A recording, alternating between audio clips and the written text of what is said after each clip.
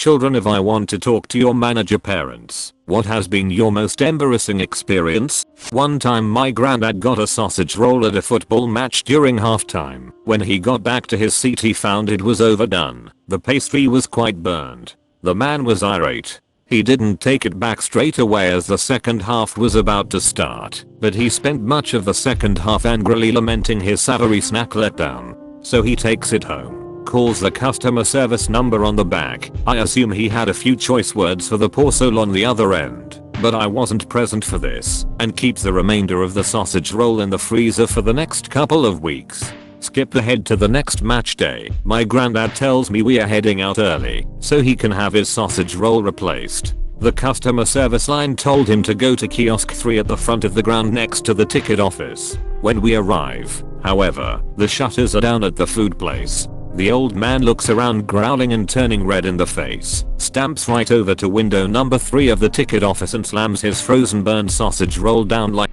flaky gauntlet. At this point I'm trying to convince him the ticket office was a completely different department to the catering concession, but my granddad was having none of it.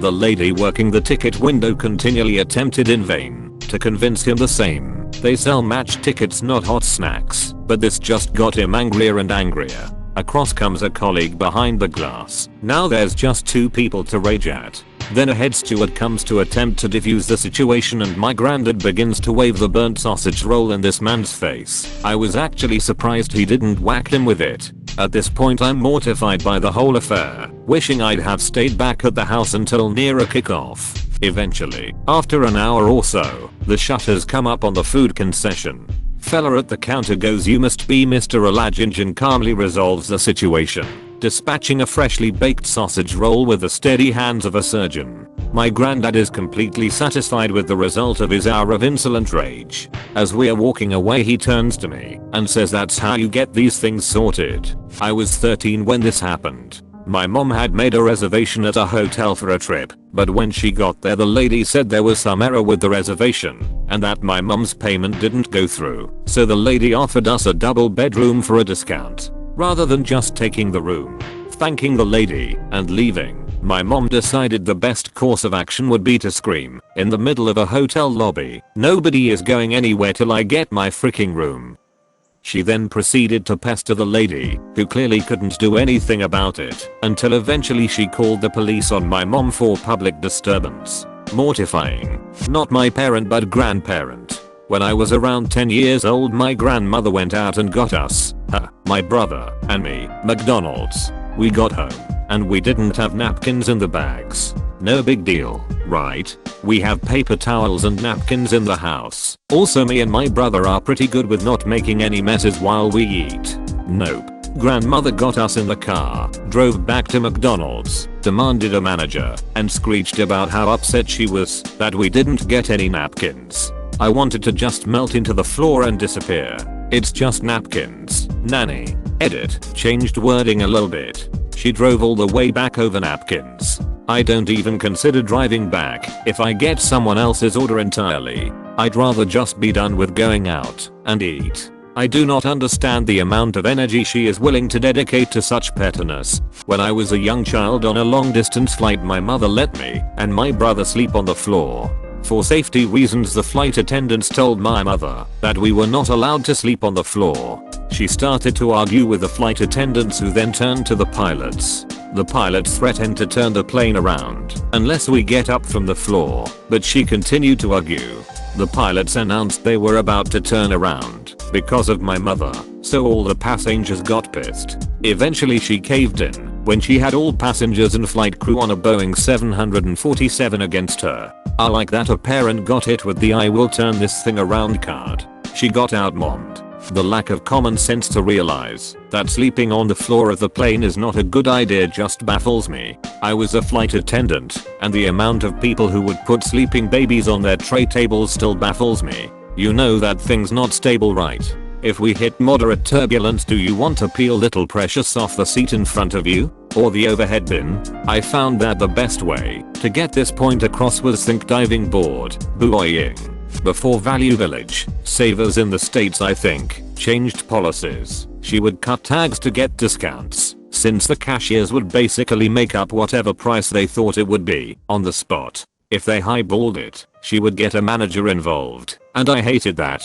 Lots of second-hand/thrift shops now have a rule that items without tags will not be sold, likely for the above scenario. I was with my parents on vacation and the hotel put charges on the bill by accident. My mom marched to the front desk and demanded to see the manager. There was a long line, but she cut right in front of it.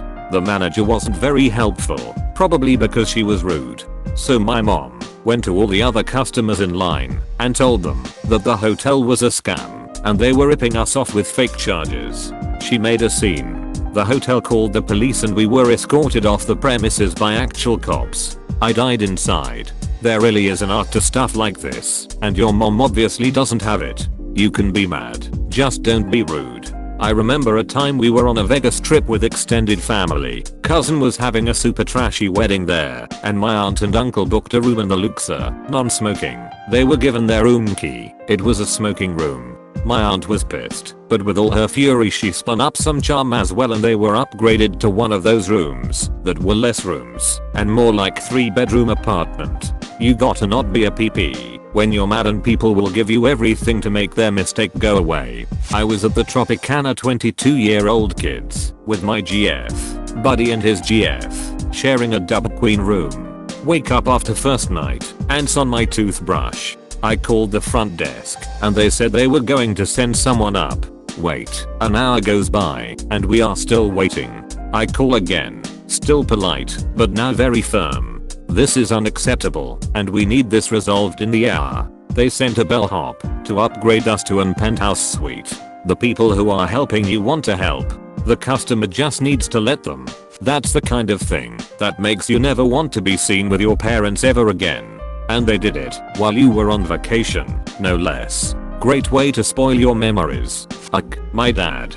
He can be such a prick. If you get his order wrong, it could be fast food or a nice sit down restaurant. He often yells at waitstaff if they undercook his steak. It has to be well done, or he claims to have lost his appetite. One time we went to Burger King when I was younger and we sat down to eat. He took one bite of his burger, spit it out and immediately started bitching about it being undercooked. He cut in front of everyone in line to yell at the cashier. Then he asked who was the cook. When the cook appeared, he launched his burger, hitting the poor kid directly in the face with a lidless burger. He's now banned for life from Burger King. My mum demanded to see a cafe's hygiene certificate when she saw an employee go from cutting cake in the kitchen to handling money at the till, even though the real problem is going the other way. How do you know that that cake wasn't actually hollow and filled Then it's not actually hollow, now is it?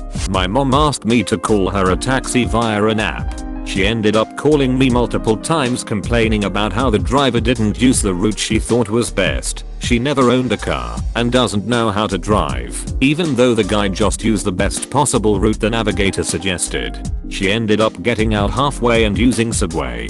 The driver proceeded to call me in tears, completely shocked, unsure of what he did so wrong, and apologizing. I felt like total poop. I never called her a cab again. Edit. First silver thank you. People that exclusively use transit have a very different way of navigating.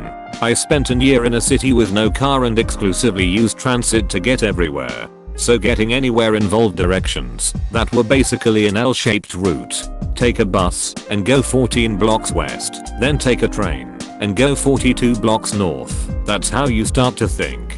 Navigating the city becomes all about 2 straight lines. Sometimes 3. Cabs, obviously, have to account for traffic, known bottlenecks, signs that forbid left/right turns, speed traps and so on. So taking a taxi for the first time in months feels weird when the driver starts making turns every 5 to 6 blocks and takes streets you have never encountered. It isn't a min trick, since anyone with even a little sense of direction can figure out why the driver's doing that, but I guess your mom thought the driver was just trying to extend the trip time. Thank you so much for watching subscribe.